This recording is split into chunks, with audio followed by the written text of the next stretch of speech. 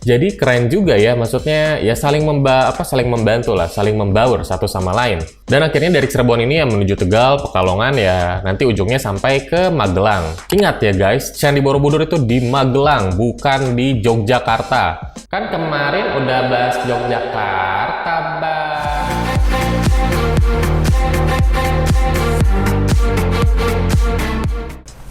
Hola guys, balik lagi bersama saya di Ahmad Serious. Gimana kabar kalian? Mudah-mudahan kalian baik-baik saja ya. Ada yang berita yang menarik nih, dan ada yang request juga ya. Bang, bahas dong biksu yang jalan kaki di Indonesia. Nah, jadi kemarin tuh kan banyak ya, berita berseliweran lah. Biksu-biksu ini jalan kaki dari Thailand ke Indonesia. Itu ceritanya gimana sih? Itu berarti orang Thailand semua berarti yang ke Indonesia berarti. Dan sebenarnya Candi Borobudur ini tuh sekarang aktif untuk jadi tempat beribadah atau gimana? Dan mereka kenapa sih nggak langsung terbang aja gitu kan? Kenapa harus jalan kaki jauh kayak gitu? Itu kan memakan waktu. Nah, karena gue jadi penasaran juga, ya udah langsung aja kita bahas biksu yang jalan kaki di Indonesia di Better is Matter. Nah, biasanya kan gue bahas dari sejarahnya dulu ya, baru gue bahas sejarahnya dulu atau enggak asal-usulnya dulu biar enak kita bahas tentang biksunya ini. Tapi sekarang gue mau bahas tentang biksunya ini aja dulu. Perjalanan yang dilakukan oleh biksu ini di Indonesia. Nah, jadi perlu kalian ketahui, biksu-biksu ini tuh melakukan ritual yang namanya ritual Tudong, yaitu ritual yang dilakukan oleh agama Buddha. Tudong itu apa, Bang? Iya, jadi ada 32 biksu yang melakukan perjalanan Tudong dari Thailand, terus jalan kaki ke Malaysia, jalan kaki ke Singapura, dan dia naik kapal feri ke Batam, dan akhirnya dia sampai di Batam ke Jakarta, dan di Jakarta mereka melanjutkan perjalanan lagi ke Magelang untuk menuju ke Candi Borobudur. Informasi terakhir yang gue dapat, mereka itu sekarang sedang di Kabupaten Indramayu, sedang berada di sana. Karena salah satu biksunya itu ternyata adalah orang Cirebon. Jadi biksu-biksu ini tuh 32 orang ini tuh terdiri dari orang Thailand, orang Malaysia, biksu dari Singapura juga, dan juga ada biksu dari Indonesia juga.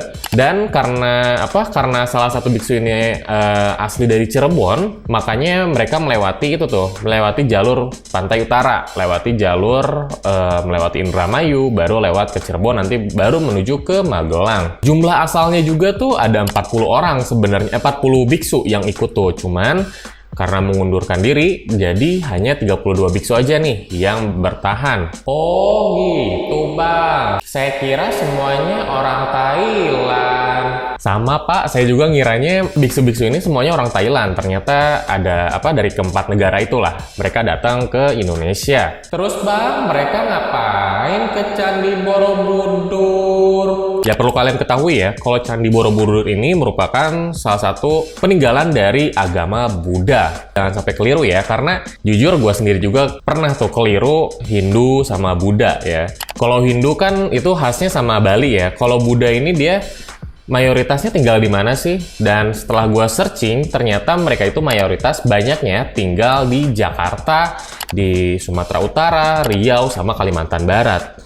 Gua nggak heran sih, kalau Jakarta kan mungkin karena ibu kota ya, jadi orang semua pusatnya ke situ. Kalau untuk Kalimantan Barat, untuk Sumatera, menurut gue sih karena persebaran perdagangan ya, jadi ya wajar agamanya tersebar di sana.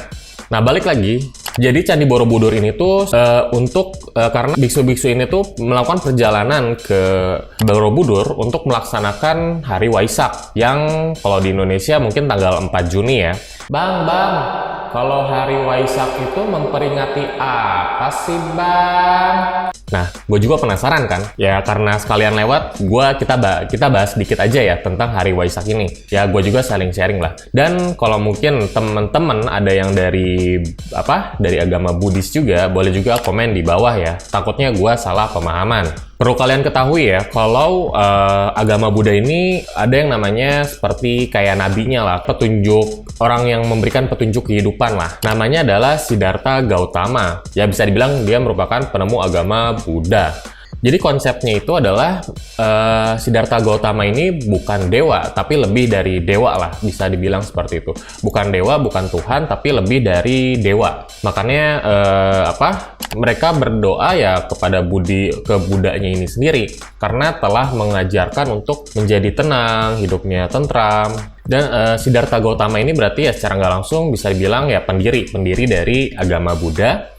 Dan tentunya sangat dihormati oleh kaum pemeluk agama Buddha ini sendiri. Buat yang belum tahu, jadi ya kalau dari gambaran besarnya ini, Siddhartha Gautama ini ya lahir dari kaum bangsawan tuh, kaya raya ya, semua terpenuhi lah.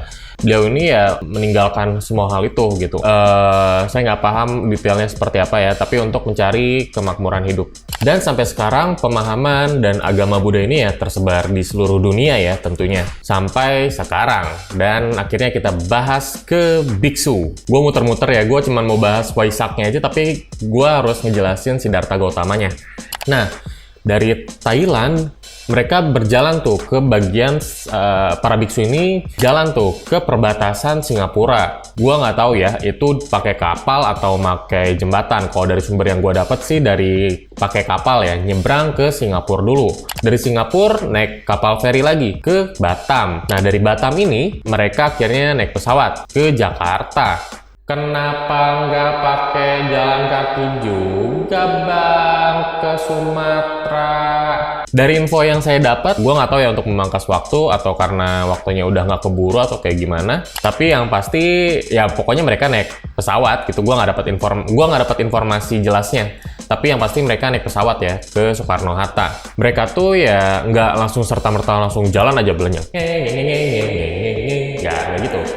Mereka itu tetap mampir dulu tuh ke misalkan di suatu kota ada viharanya atau mungkin tempat-tempat sakral bagi Buddhisme. Nah ini tuh mereka akan mampir dulu untuk main ke sana. Dan menginapnya ini kan pasti kan perlu menginap ya. Dan menginapnya ini nggak harus vihara gitu untuk istirahatnya. Mereka itu biasanya ke itu juga ke pondok pesantren juga, dan untuk ke pondok pesantren, ke tempat agama-agama lintas agama lah gitu. Jadi keren juga ya, maksudnya ya saling membantu lah, saling membaur satu sama lain. Dan akhirnya dari Cirebon ini ya menuju Tegal, Pekalongan ya nanti ujungnya sampai ke Magelang. Ingat ya guys, Candi Borobudur itu di Magelang, bukan di Yogyakarta. Kan kemarin udah bahas Yogyakarta, Bang. Iya nih, kadang suka keliru kan, padahal Candi Borobudur itu bukan di Yogyakarta ya, tapi di Magelang. Dan rencananya kalau nanti udah sampai Jawa Tengah, mereka para biksu ini bakal mampir ke Habib ya, Habib Lutfi bin Yahya untuk nginep juga tuh di sana.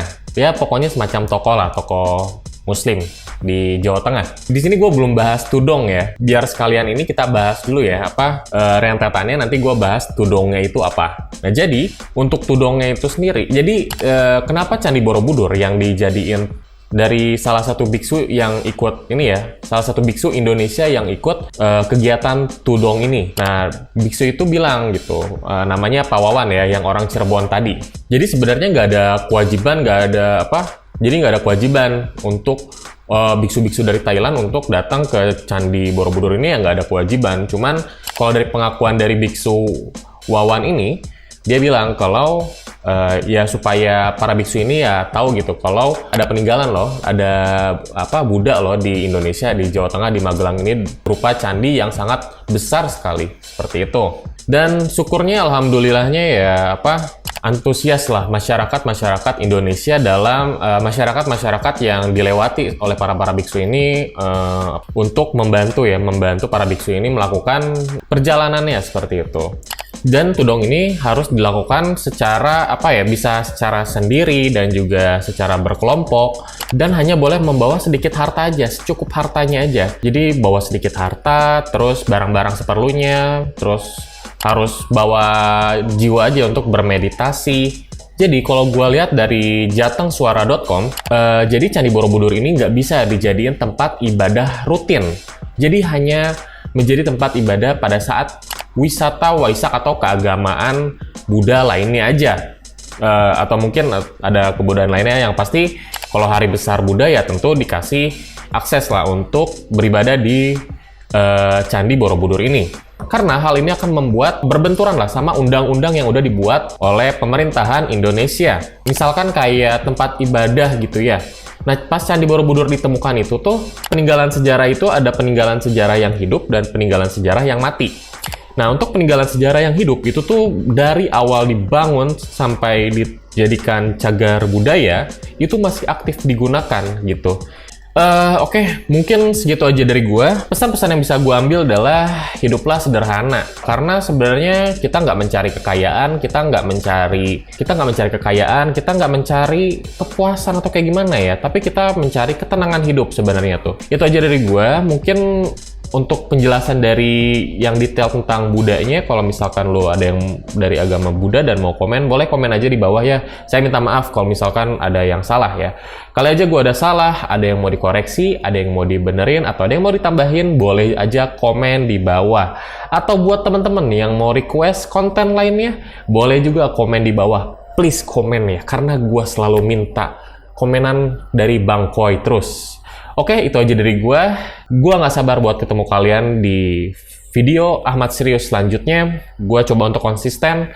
Sampai jumpa di video Ahmad Serius selanjutnya. Ciao, ciao, ciao. Helm motor pakai Stella.